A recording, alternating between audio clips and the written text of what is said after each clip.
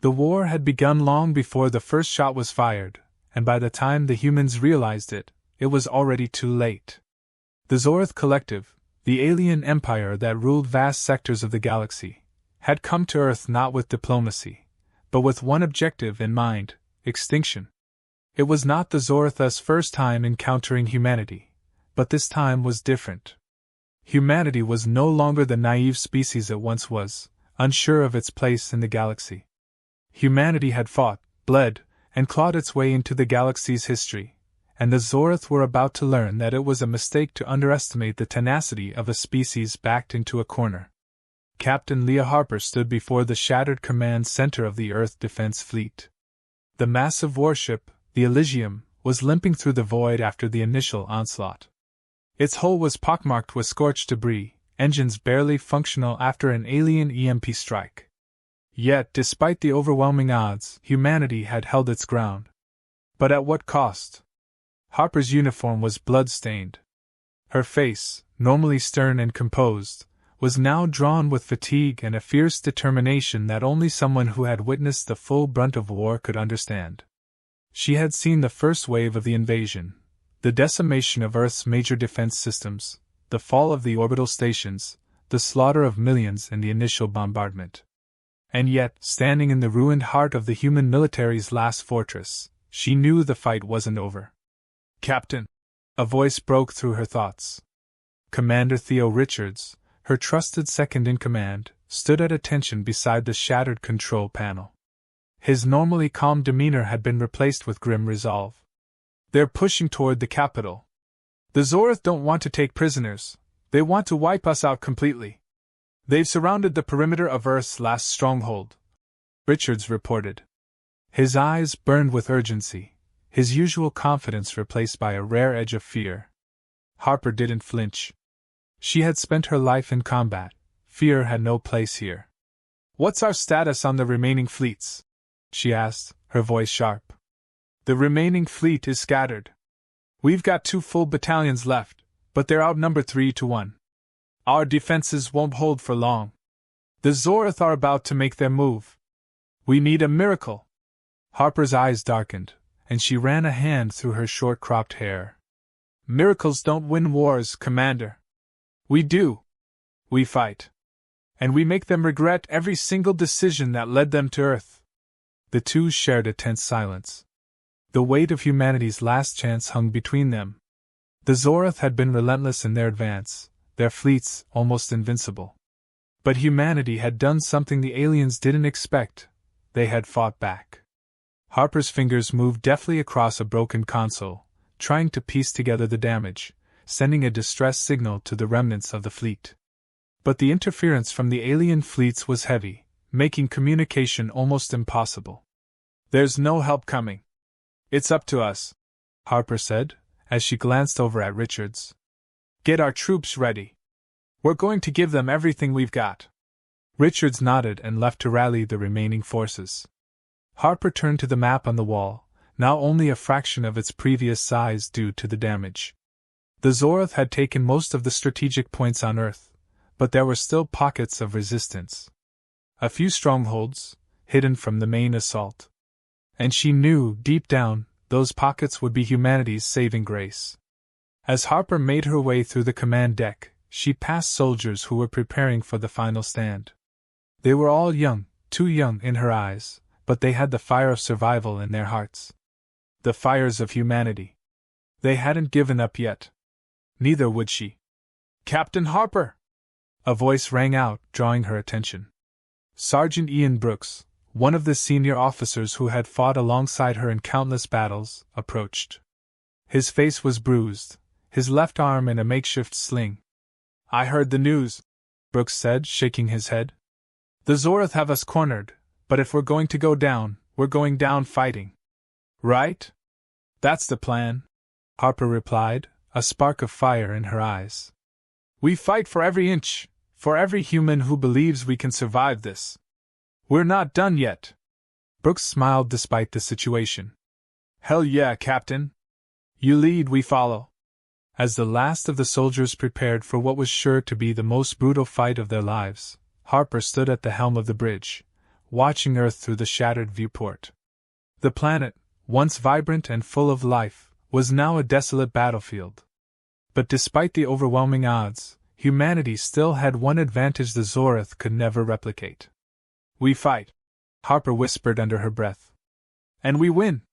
The sound of explosions rumbled in the distance. The Zorath had begun their assault on the last human stronghold. Harper was already at the front, her eyes scanning the battlefield as soldiers rushed into position, weapons ready. As her boots hit the ground of the ravaged city, Harper felt the familiar surge of adrenaline. The battlefield was chaotic, with alien forces already converging on their location. But humanity wasn't going to go quietly. They had something the Zorath didn't: resourcefulness. Harper's voice rang out, sharp and commanding. "Hold your ground! They're counting on us to break! We do not, repeat, we do not back down!" The first wave of the Zorath hit hard. Their warships, massive and imposing, opened fire from the skies. But the humans had prepared. Using the destroyed city's infrastructure as cover, they had set traps, rigged explosives, and fortified their positions. They weren't going to make it easy. "Commander, we've got incoming dropships!" shouted Lieutenant Quinn, her voice tense through the comms. "Ready the defenses! Fire at will!" Harper ordered, as she crouched behind the shield wall, taking her position. The first alien dropship hit the ground with a deafening thud, and the soldiers sprang into action. There was no fear, no hesitation. They fought with everything they had. The battle raged on, with explosions and gunfire filling the air. Harper could feel the tension in her muscles, the raw determination driving every action, every decision. The Zorath were powerful, but they weren't unbeatable. Humanity had already fought against greater forces and survived. As the battle unfolded, Harper found herself face to face with an alien warlord, the leader of the Zorath assault. He was tall, towering over her, his multiple eyes gleaming with malice. His voice was a growl. "You cannot win! Your species is insignificant." Harper's lip curled into a smile, the weight of her words carried by pure defiance. "You've underestimated humanity. And that's why you're going to lose." In that moment, as she and the Zorath warlord locked eyes, it wasn't just a battle for Earth, it was a declaration. Humanity would never bow to anyone. Not even an extinction event. She raised her rifle, her heart pounding with the sound of survival. The first shot wasn't fired by the aliens, it was us. And that's why they were afraid. The ground shook under the force of an explosion. The once proud skyline of Earth's capital had been reduced to rubble, and yet the battle raged on. Above them, Zorath warships swarmed like locusts, their massive engines glowing ominously against the setting sun. On the ground, the last remnants of humanity's forces held their positions, each step forward a defiance, every bullet fired a testament to the resilience that coursed through their veins. Captain Leah Harper surveyed the scene from a shattered building's rooftop, her rifle slung across her back, her eyes scanning the chaos unfolding below. The Zorath had underestimated them before, thinking that humanity was nothing more than a small, fragile species in the vast expanse of space. But they had learned quickly that Earth's defenders would not go quietly into the void. "We've pushed them back, Captain," came the voice of Commander Theo Richards over the comms. "But their reinforcements are pouring in. It's not going to be long before they overwhelm us." Harper gripped the edge of the broken wall and looked over the battlefield. The Zorath were advancing again, their massive war machines crawling forward with relentless precision. But humanity was adapting. The streets, once a symbol of Earth's dominance, now served as traps. Every abandoned building, every piece of rubble, and every corner was a potential advantage for the humans. The ground teams had set explosives, rigged automated turrets, and used the wreckage of their fallen comrades as bait. There was no more retreat. It was now or never. "Tell the men to fall back to the secondary defense lines," Harper commanded, her voice sharp and focused. "We need to buy more time for the survivors. We can't let them take the city just yet." "Roger that, Captain. We're pulling back," Richards replied, his voice steady despite the growing intensity of the battle. Harper exhaled slowly and watched the horizon as the sounds of gunfire echoed in the distance. She knew this was only a temporary solution. They were outgunned, outnumbered, and running low on ammunition. But there was something about the Zorath's tactics that bothered her. Something didn't add up. They were too focused on Earth's capital. It wasn't just about conquest. No, this was something more. "Captain, we've got a breach in the eastern sector," shouted Lieutenant Quinn, her voice thick with urgency. "The Zorath have found a way through our defenses. We need to hold that line or they'll flank us." "On my way," Harper responded immediately. She turned on her heel and sprinted toward the command center, her soldiers rallying behind her. She had no choice but to keep pushing forward, no matter the cost. The eastern sector was chaos. The Zorath had breached the perimeter using a series of cloaked assault mechs, and now they were pouring into the city like a flood. The first line of defense had been overwhelmed, and now, the humans were on the defensive, trying to establish a foothold before the aliens could secure the area. Harper and her team arrived just in time to see the heavy artillery units being torn apart by the Zorath's superior firepower. "Hold the line!" Harper shouted as she fired at an oncoming alien mech. Her shots hit, but the machine's thick armor absorbed most of the damage. The aliens were relentless, pressing forward without hesitation. But the humans didn't falter. They were outnumbered, yes, but the resolve that kept them fighting was as strong as ever. "We need to fall back," Quinn called out, seeing the heavy losses piling up. "There's no way we can win this without reinforcements." "Not yet," Harper barked. "We're not running. We're holding this ground until the last man. We'll make them bleed for every inch." The fight raged on, the ground shaking with each explosion. Harper's team was positioned at the heart of the defense, surrounded by the cacophony of battle. As the Zorath pressed forward, Harper knew that this fight would be a defining moment. If they couldn't hold this line, it would be the beginning of the end.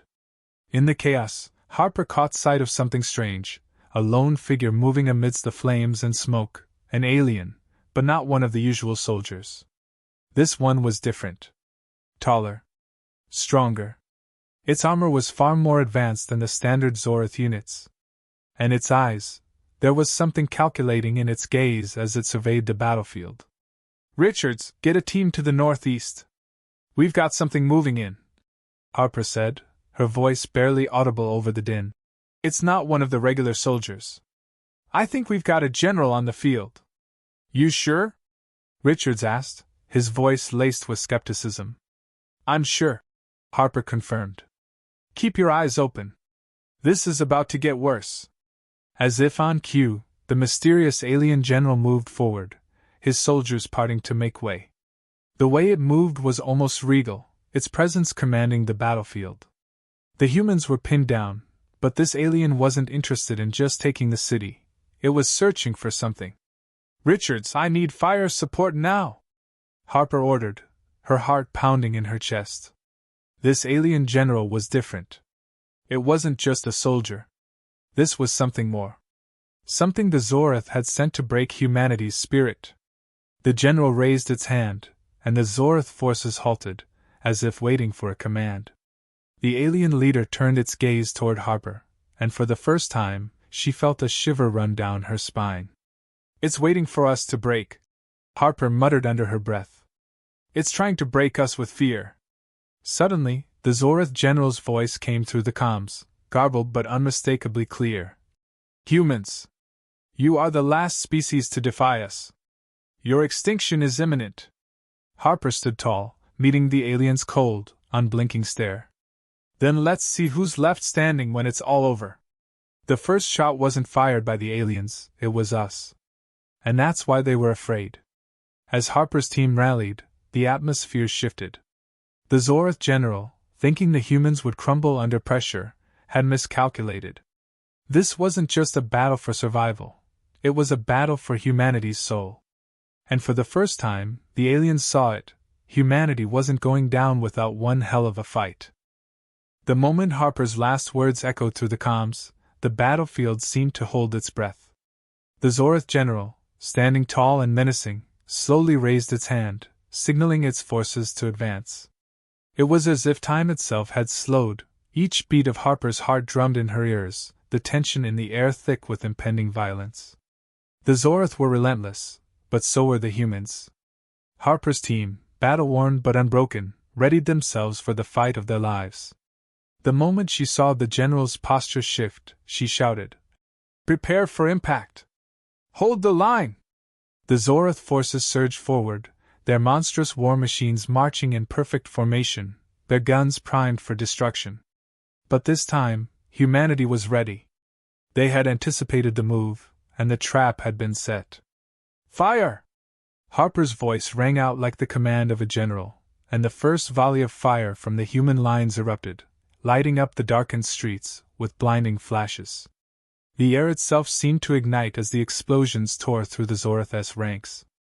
The human soldiers, from their entrenched positions, let loose everything they had. Explosions rocked the ground as artillery shells and laser fire sliced through alien armor. Yet, even in the face of overwhelming force, the Zorath general didn't falter. Harper had no illusions about what they were up against. The aliens were strong, but they lacked the one thing humans had, the sheer will to survive. The Zorath general's voice crackled over the comms again, colder now, more threatening. "You fight valiantly, humans. But you cannot stop the inevitable. This is your extinction event." Harper's grip tightened on her rifle as she fired, picking off an advancing Zorath soldier. "We've heard that before," she muttered, not even flinching as the alien's body collapsed in a cloud of smoke. "And we're still here." The fight was no longer just about survival. It was about proving to the galaxy, and to the Zorath, that humanity would never be a footnote in the history of the universe. As long as there was breath in their bodies, they would fight. In the distance, the Zorath general gave another command, and suddenly the ground began to shake. Massive alien war machines, tanks capable of leveling cities, began their final charge toward the human lines. Harper's team was running low on ammo, but they kept firing, unwilling to retreat. "We need a plan now!" Quinn shouted, her voice strained as the Zorath armor closed in. "We hold them off until reinforcements arrive," Harper snapped back. But her voice lacked conviction. She knew there were no reinforcements coming. The cavalry had already fallen, and it was just them now. Then, a sudden, sharp explosion from behind her caught Harper off guard. The ground beneath them shook violently as a massive Zorath ship hovered above, its cannons aimed directly at the humans. Harper's heart sank as she realized what had happened. The general had called in the airstrike. In that instant, she heard Richard's voice through her earpiece, urgent, panicked. "Captain, we've got a problem! The eastern flank's been compromised. Zorath commandos are infiltrating from the rear." Harper's eyes went cold. They were surrounded. The Zorath general had played them like a hand of cards, trapping them in the perfect position for a final assault. It was over. Humanity had fought, bled, and resisted with everything they had, but now, the enemy had them pinned. For a fleeting second, Harper considered retreat, but the thought disgusted her. This was their home, and these were their people. There was no running from this. She would go down fighting. Harper took a deep breath, her chest heaving, and looked at her team. "We don't retreat. We hold this ground, or we die trying." Her words fueled the fire in their veins. The team, battered and weary, nodded in agreement. There was no other way. As the Zorath forces closed in, Harper realized something. She couldn't win this battle with brute force alone. But there was one thing the Zorath didn't understand about humanity. They underestimated human creativity, ingenuity, and unpredictability. It was time to turn the tide with a gamble, a calculated risk that, if successful, could take down the enemy and change the course of the battle. "Brooks, Malik, you're with me," Harper ordered. "We're going to take out that command ship. The rest of you, hold the line as long as you can. Keep them distracted." Brooks and Malik exchanged glances, both realizing what Harper was asking of them. It was a suicide mission. But that was what they were trained for, to do the impossible, to outsmart, and to survive. "Let's do it, Captain," Malik said, his voice steady despite the fear in his eyes. The three of them broke away from the main line of defense, dashing across the rubble-filled streets under the cover of smoke and debris. They moved swiftly, their focus sharp. Harper had a plan, an explosive charge set to cripple the Zorth's command ship. If they could reach it and plant the bomb, it might just be enough to shift the balance in their favor. As they neared the base of the massive ship, Harper's breath was heavy, but her mind was clear. She looked at her team, their eyes locked in silent understanding. This was it. There was no turning back. Brooks crouched low as he set the explosives, while Malik kept watch. The clock was ticking.